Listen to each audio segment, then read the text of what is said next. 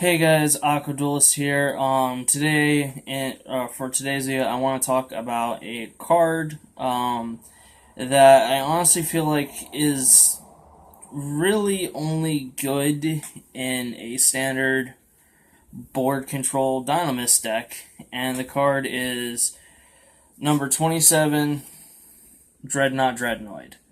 For those of you who don't know, this card, so this way you guys can get a little bit better of it. This card came out in this year's Battle Legends set, and hasn't seen any competitive play. It's kind of just slipped into the casual market, really. But I'm not much of a I'm more of a competitive play. I'm more competitive, but I play rogue decks. That's what I like to enjoy. So essentially, what this card does is you run over an opponent's monster, and you can special summon a rank 10 machine monster from your extra deck, and essentially this counts as an XYZ summon, but you essentially just slap it over Dreadnought Dreadnoid over here. And then he also has another effect where you detach one material, and you essentially saves the card from being destroyed. And its other effect of its other effect of essentially summoning a rank 10 is a hard once per turn. For those of you who do want to know, it is a hard once per turn. But the reason why I think this card, I'm going to say this card's really only good in a standard board controlled Dinomist deck is because this monster is kind of little on the weak side. It's 2200 attack. And you're not going to be really running over any boss monsters or really anything, so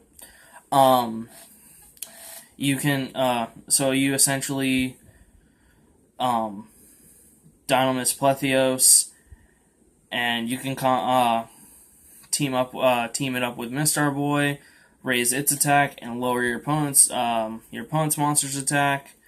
So I feel like that's what I want to say. I feel like this is the only real deck that this is super good in. Another idea I thought is you could play it in a deck where you summon this and then Cat Shark, doubling this guy's attack, but that would kind of be, I feel like, impractical because Cat Shark's level 2, and he's a level 4, so yeah, it's kind of a little hard to pull off because mixed levels.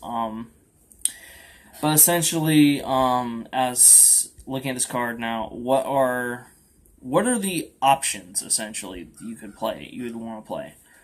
Well, I came up with a nice little engine. I call it the it's essentially just, I call it the number 27 engine. Looking at all the cards that you can go into, there's only two that are really good, and one of them is Super Dreadnought Rail Cannon Gusta Max. I have to look at the card every time I read it, because I screw it up if I don't. Essentially, he's a bigger Gaga Cowboy. 3,000 attack, 3,000 defense. You detach one card, your opponent takes 2,000. So, and then we have Super Dimensional Robot Galaxy Destroyer, which is essentially a walking Harpy's Feather Duster on legs. So those are the only real two good things you really want to play with if you're going to play number 27. Also, Galaxy Destroyer, Robot Galaxy Destroyer is also a 5k beat stick. So even if I guess you're not going to use his effect, he's still a really big beater. So you essentially have like two things to do with him there. But so prices on these guys. This engine can be a little pricey. Number 27 is currently going for about $8 more or less. You're like $7.70, close to $8. I picked him up actually before the set dropped, because I knew there was going to be sneak peeks somewhere, and ended up actually ordering a copy someone had got from a sneak peek, and I just paid $5 for it. And I actually got it in the mail the day the set came out, which was really nice. He had gone up to about 10 and is now down at 8. And then as for Canon Gusta Max, he's had 3 printings. I actually own the Shonen Jump promo print. If you want, I would recommend getting that, as it would hold value. That printing is currently at about $8 as well.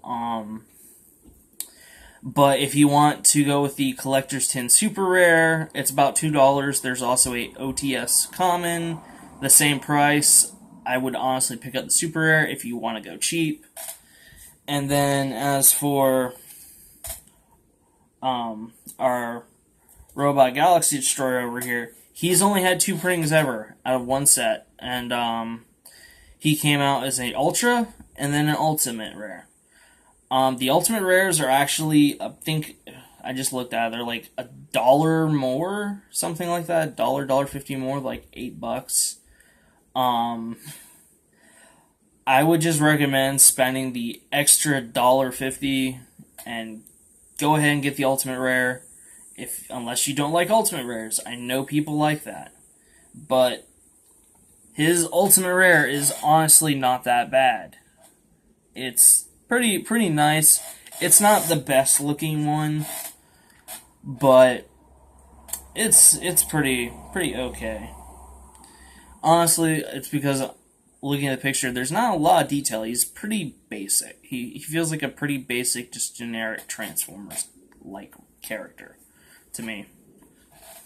But, so yeah. Nice little, engine.